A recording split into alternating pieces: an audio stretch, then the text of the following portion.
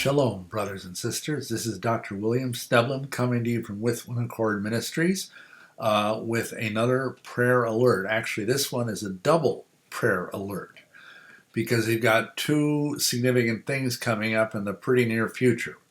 The most immediate one, and the one which we want to call your attention to, is the witch and satanic holiday that takes place on the spring equinox, which is March 21st, and that is called Ostara.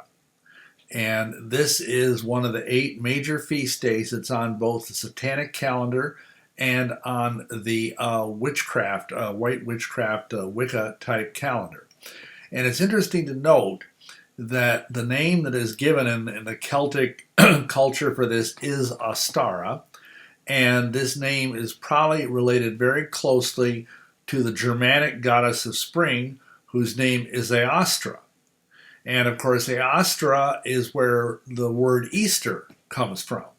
So we see here the profoundly close connection between this feast and Easter, which of course most Christians mistakenly celebrate, thinking that it somehow relates to the resurrection of Yahushua, but it really doesn't.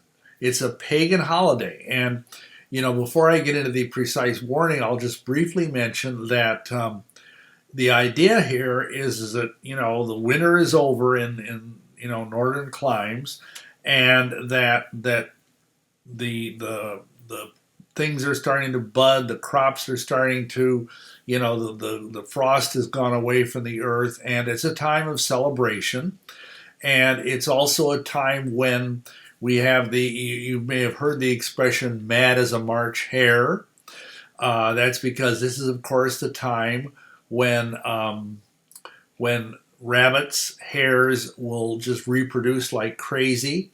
In fact, sometimes the female rabbits will actually conceive another litter before they give birth to the first litter. That's how fertile they are.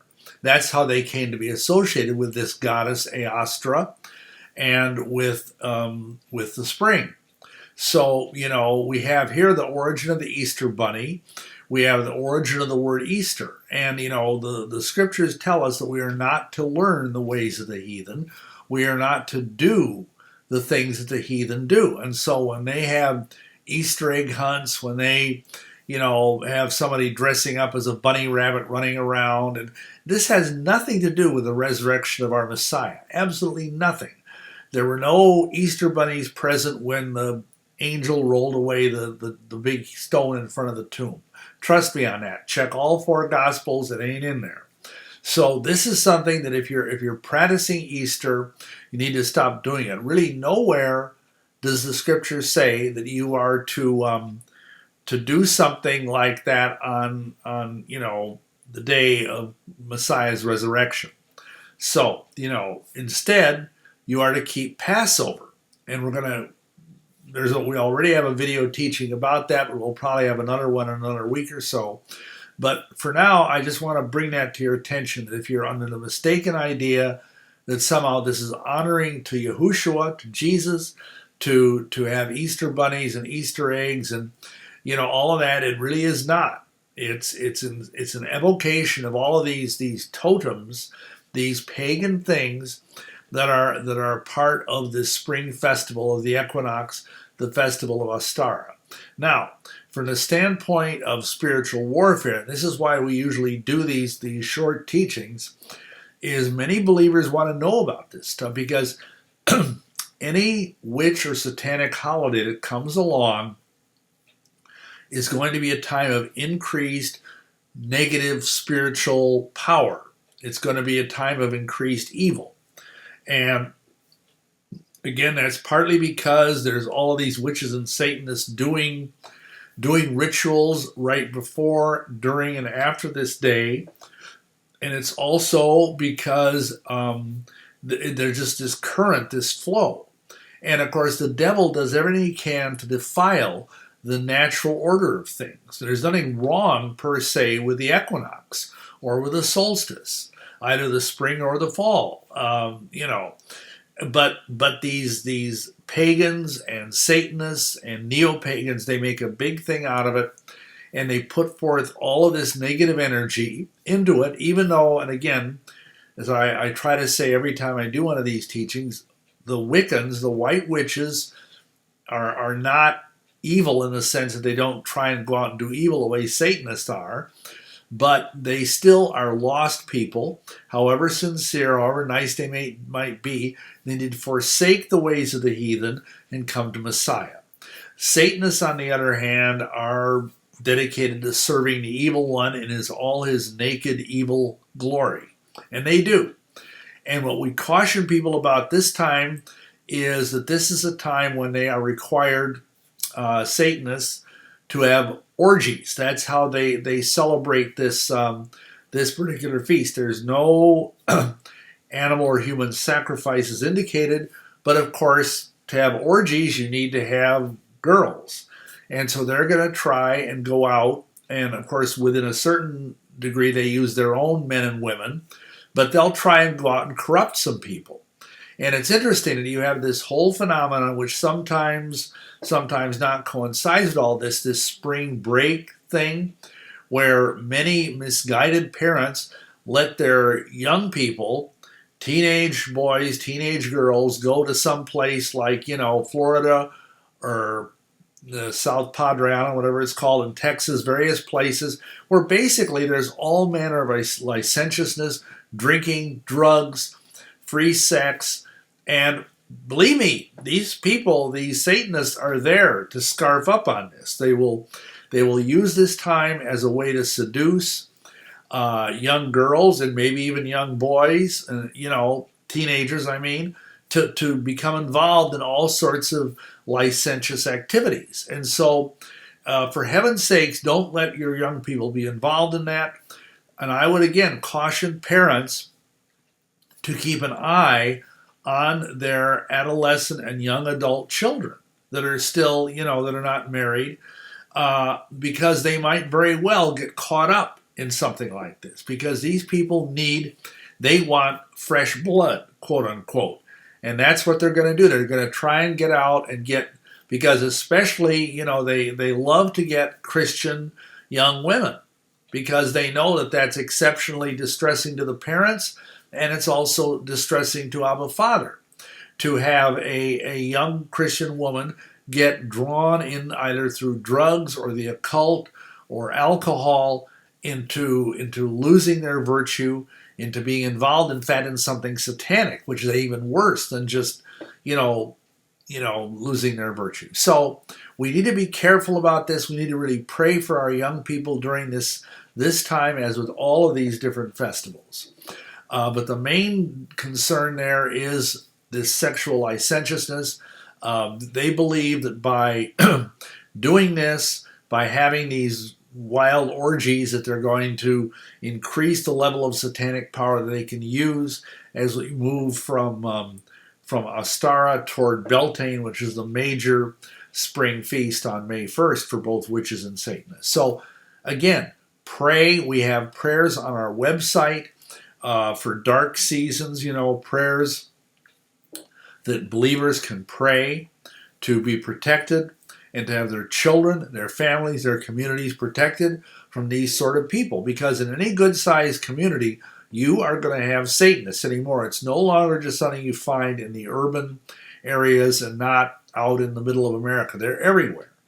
I was a Satanist, and I was in Milwaukee, which is right in the middle of America. So it's not just out in San Francisco. These people are, in most good-sized communities, they're there, and they're trying to prey on your children. So pray for them, warn them, teach them about the dangers of the occult, and instruct them in these matters, because this is your job as a father or mother to do these things, to warn your children and to bring them up in the nurture and admonition of the Almighty.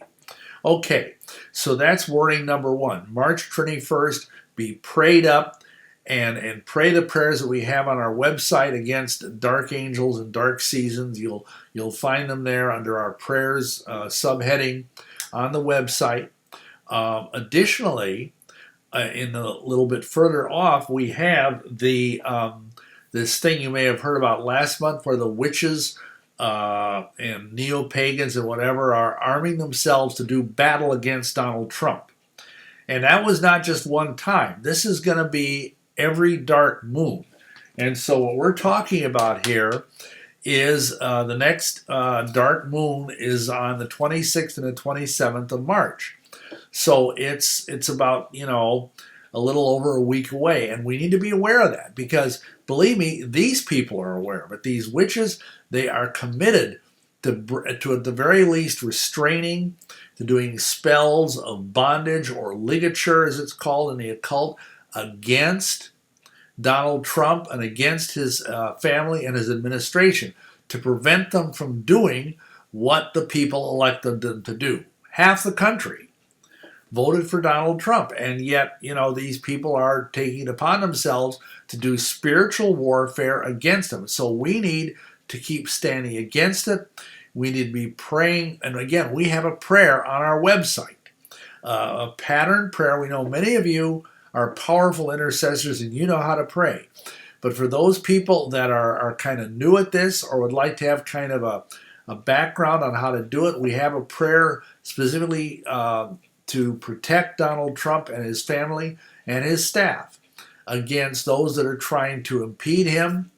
And also realize this prayer, this curse that is being used, and I taught about this last time, but it bears repeating, not just against Donald Trump or his family or his staff, it's also against those who abet him.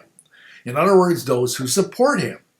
So if you are a conservative person who voted for Donald Trump, if you are a Christian, because I think by and large most Christians voted for Donald Trump, then they're targeting you as well, you and your family. So be aware every dark of the moon. And the next one is around the 26th to 27th is the actual dark moon. But, some witches will do it the night before, some witches will do it the night of. So just be aware there's going to be heavy weather on that date too. And so you need to pray. You need to be girded up and go out and pray. This is, believe me, we almost need, I hate to say this, but I made a remark about this on Facebook a few weeks ago. We need almost to have a spiritual secret service out there to protect Donald Trump against these kind of attacks. And it sounds bizarre, but yet because there is so much at stake, these witches and neo-pagans and probably Satanists are just aiming their spiritual cannons right at Donald Trump. And so we need to raise up the shield of faith, the large shield of favor, and just pray that Abba Father would protect him and guide him and give him wisdom as to how to proceed and not let him be in the flesh, but let him move according to how the Ruach wants him to move in executing the office of president. Because we understand as believers that Yahweh sets people up as whether kings or rulers or presidents, whatever. And so he is there for a reason. And we want to pray that he will be open to that as well, that he will do what Abba Father wants him to do and not necessarily listen to unrighteous advice or be taken down by these curses. So basically, that is what I wanted to talk about. Remember, the 21st of March is the equinox, Ostara, and don't get into Easter and Easter bunnies and all of that because that's actually that part of that pagan holiday. That's why Easter is always tied into the equinox. It's usually the first Sunday after the first full moon after the equinox. That's how the date of Easter is determined. So it's entirely pagan. And on the other thing, on March 26th and 27th, just have your armor on and pray for our nation and pray for our president against these people that are trying to inhibit him, at the very least, from doing what Abba Father wants him to do. Okay, appreciate your listening. Again, if this is a blessing to you, please share it with other believers. Please subscribe and please pray about supporting our ministry. Thank you so much, and may you be richly blessed. Shalom, shalom.